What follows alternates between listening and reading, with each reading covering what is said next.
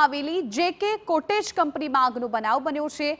ભીષણ આગને પગલે નાસભાગ સર્જાઈ ગઈ હતી। આગને કારણે ફેક્ટરીમાં બ્લાસ્ટ થઈ રહ્યા છે।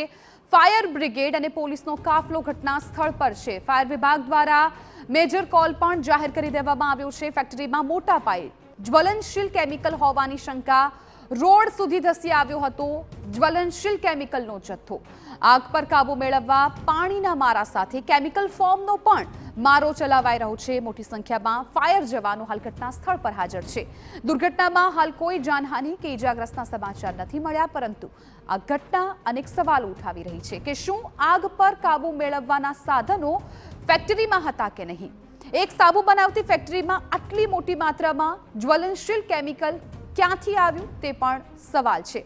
અત્યારે તો મેજર કોલ જાહેર કરવામાં આવ્યો છે, એટલે આસપાસની જે ફાયરની ટીમ છે એ પહોંચી ગઈ છે, પરંતુ આ ફેક્ટરી છે એ પણ આગમાં બળીને ખાખ થઈ ગઈ હોય તેવું આ દ્રશ્યો પરથી દેખાઈ રહ્યું છે। ભીષણ આગને પગલે નાસભાગના દ્રશ્યો સર્જાયા હતા, પરંતુ શું આ ફેક્ટરીમાં જે સમયે આગ લાગી ત્યારે કોઈ હાજર હતું કે કેમ તે પણ જાણવા નથી મળ્યું, પરંતુ જે પ્રકારે જાણકારી છે તે પ્રકારે કોઈ જાનહાનિના સમાચાર હાલ તો નથી મળી રહ્યા।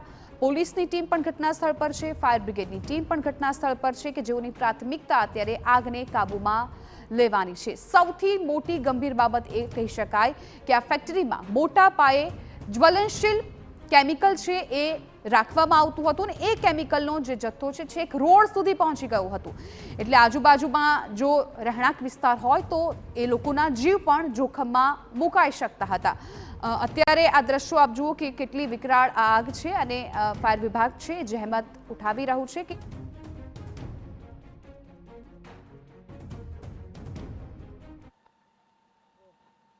રાજકોટના નવાગામ ઇન્ડસ્ટ્રીયલ વિસ્તારમાં સાબુ અને શેમ્પૂ બનાવતી ફેક્ટરીમાં આગનો બનાવ સામે આવ્યો છે। આપને હું સીધા દ્રશ્યો બતાવવા માંગીશ કે જે પ્રકારે તમે દ્રશ્ય જોઈ રહ્યા છો કે ફાયર બ્રિગેડ છે તેમના દ્વારા જે આગ પર મહદઅંશે કાબુ છે તે લેવામાં આવી રહ્યો છે। જાબાઝ જવાનો છે ફાયર બ્રિગેડના, તેમના દ્વારા આ આગને કાબુ લેવાના તમામ પ્રયત્નો અત્યારે કરવામાં આવી રહ્યા છે। જે પ્રકારે તમે દ્રશ્યો જોઈ રહ્યા છો કે કેટલાક બેરલ છે તે ઉપરની તરફ જોવા મળી રહ્યા છે। સ્વાભાવિક રીતે સાબુ અને શેમ્પૂ બનાવતી આ ફેક્ટરી અને એટલા માટે જ કેમિકલનો પદાર્થ છે તે હોય તેવું અત્યારે સ્પષ્ટપણે લાગી રહ્યું છે। જ્વલનશીલ પદાર્થ હોવાને કારણે નાનું યુનિટ હોવા છતાં આગે વિકરાળ સ્વરૂપ છે તે ધારણ કર્યું અને એટલા માટે જે ધુવાડો છે તે 5 કિલોમીટર સુધી જોવા મળ્યો હતો। અત્યારે જે પ્રકારે તમે દ્રશ્ય જોઈ રહ્યા છો કે લગભગ 90% જેટલો આગ પર કાબુ છે તે લેવાઈ ચૂક્યો છે અને ફાયર બ્રિગેડ દ્વારા હજુ પણ જે આગ જોવા મળી રહી છે તેને કાબૂમાં લેવાના તમામ પ્રકારના પ્રયત્નો છે તે હાથ ધરવામાં આવી રહ્યા છે। જેકે કોટેજ નામની આ કંપની હતી અને અચાનક જ જે અહીં આગ લાગી અને આગનું વિકરાળ સ્વરૂપ એટલું હતું કારણ કે કેમિકલ યુક્ત જથ્થો હતો અને કેમિકલ છે તે જે ઇન્ડસ્ટ્રીયલ વિસ્તાર જે ફેક્ટરી છે તેની બહાર પણ જે જોવા મળ્યું હતું અને રસ્તા પર કેમિકલ આવી ગયું હતું, જેના કારણે ફાયર બ્રિગેડની પ્રાથમિકતા એ હતી કે સૌપ્રથમ તેઓ રસ્તા પર આગ છે તે ન પ્રસરે તે માટે ત્યાં કેમિકલ પર પાણીનો મારો છે તે ચલાવવામાં આવ્યો અને ત્યારબાદ હવે ઉપરની તરફ તમે જે પ્રકારે દ્રશ્ય જોઈ રહ્યા છો કે કેટલાક બેરલ મૂકેલા છે, આ કેમિકલના બેરલ છે અને એટલા માટે જ આગ છે તે વધુને વધુ પ્રસરી રહી છે। આ તમામ કેમિકલના બેરલ છે તેના પણ અત્યારે કેમિકલ યુક્ત પાણીનો મારો છે તે ચલાવવામાં આવ્યો છે અને તેના કારણે જ આ ફમની મદદથી આગ પર કાબૂમાં લેવાના પ્રયત્નો છે તે કરવામાં આવી રહ્યા છે। મહત્વનું છે કે છેલ્લા થોડા દિવસોથી એટલે કે ટીઆરપી ગેમ ઝોન અગ્નિકાંડ બાદ રાજકોટમાં ક્રમશઃ આગના બનાવો છે તે સામે આવ્યા છે। એકલ દોકલ આગની બદલે 4 જેટલા મેજર કોલ જાહેર કરવા પડે તે પ્રકારની આગ છે તે સામે આવી છે અને તેને કારણે જ જે ફાયર બ્રિગેડ છે તેની કામગીરી સામે પણ સવાલ ઉઠી રહ્યા છે।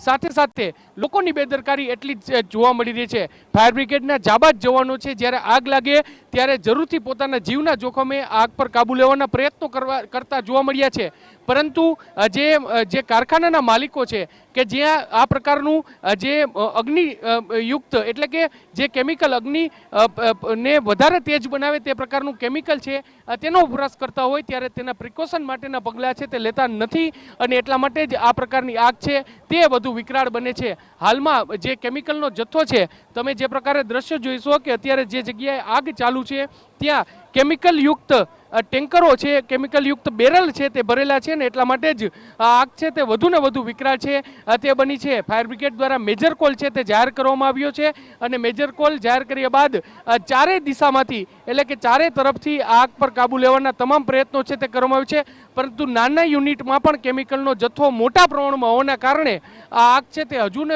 વિકરાળ સ્વરૂપ છે તે ધારણ કર્યું છે. 90% આગ છે તે કાબૂમાં આવી ગઈ છે, પરંતુ જ્યાં કેમિકલનો જથ્થો છે તે કેમિકલના જથ્થામાં હજુ પણ આગે વિકરાળ સ્વરૂપ ધારણ કર્યું છે ને તેને કાબૂમાં લેવાના પ્રયત્નો છે તે કરવામાં આવે છે. સદનસીબે કોઈ પણ વ્યક્તિને ઈજા પહોંચી નથી અને કોઈ જાનહાની છે તે થઈ નથી, પરંતુ આ પ્રકારની બેદરકારી આગ ક્યાં સુધી રહેશે તે પણ એક મોટો સવાલ છે.